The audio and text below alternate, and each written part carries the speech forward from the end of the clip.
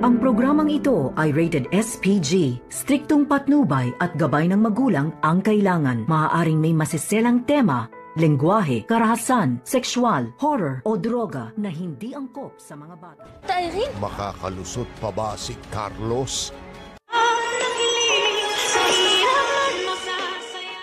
Ngayong Sabado, makakalusot pa nga ba itong si Carlos na ngayon ay natagpuan na nga nila ni Annalyn at Lynette itong si Irene. At magugulat na lamang ang mga ito dahil wala na nga itong buhay. At ngayon nga ay dito naman na iniimbestigahan ng mga pulis kung ano nga ba ang nangyari dito sa babaeng hindi nga nila kilala. At dito nga na ikwento dito ni Lynette sa kanila na itong si Irene ay nanggagaling daw ito sa ibang bansa at pangsamantalang nagbabakasyon dito sa Pilipinas.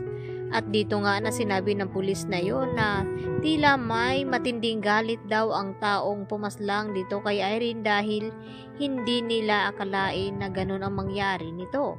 At nagawa pa nga raw itong ibalot sa isang carpet at basta na lamang itinapon sa ilog. Sa palagay ng mga pulis ay hindi aksidente ang nangyari dito kay Irene. Mukhang sinadya nga raw itong paslangin at itapon. At dito naman na sinabi ni Lynette sa mga pulis na kung nasaan nga ba itong carpet na pinaglagyan dito ni Irene. At dito naman habang nakikinig si Carlos sa pinag-usapan ni Lynette at ng mga pulis ay kabado na nga ito dahil alam niya na makikilala ni Lynette at Annalyn ang carpet na iyon dahil nakalagay nga ito sa CR.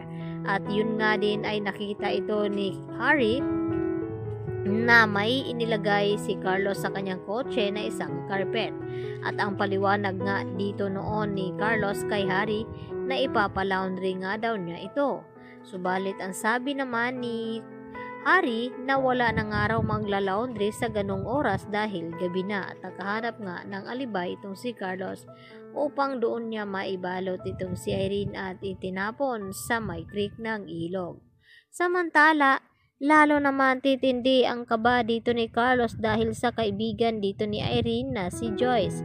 Dahil may mga alam din ito na pwedeng sabihin niya dito kay Lynette. Upang hindi nga makapagsalita itong si Joyce ay dito naman na hinawakan ni Carlos ang braso nito at pilit na pinapaalis sa kanilang bahay. At nagulat na lamang itong si Lynette nang makabalik siya mula sa loob na kukuha sana ito ng merienda at tubig.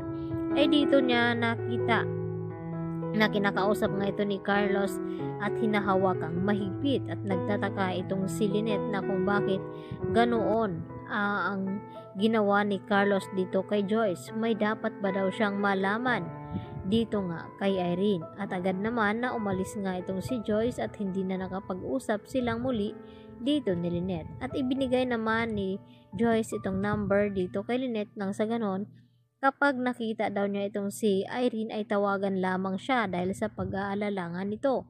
Dahil ang alam nga dito ni Lynette na walang ang pamilya itong si Irene ay tanging kaibigan lamang dahil doon nga ito lumaki sa US.